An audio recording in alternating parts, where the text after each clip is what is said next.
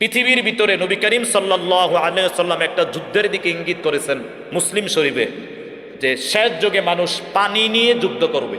অনেকের কাছে আমাদের আশ্চর্য হতে পারে যে এটা আবার কেমন, কারণ আমাদের পানির আলহামদুলিল্লাহ কোনো সমস্যা নেই। ইসরায়েল ইরানের পানি যে লবণাক্ত পানি যে মিষ্টি করে, সুমিষ্ট করে, সেখানে হামলা করছে কিনা জানা মনে আছে না আপনাদের?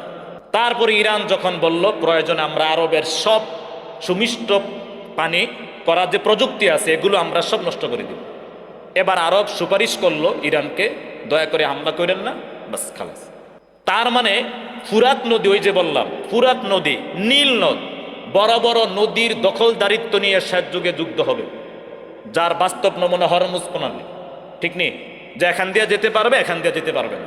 তারপরে পানি দ্বারাও যে মানুষ মারে, এই যে মাঝে মাঝে বাঁধ খুলে দেয় আমাদের প্রতিবেশী, কি দ্বারা মানুষ মারতেছে? পানি দ্বারা।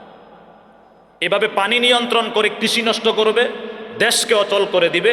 আরবের যদি সুমিষ্ট পানির যে মিশিনাদি এগুলো নষ্ট করে দেয়, আরব 2 সপ্তাহের ভিতরে আদিম যুগে চলে যাবে।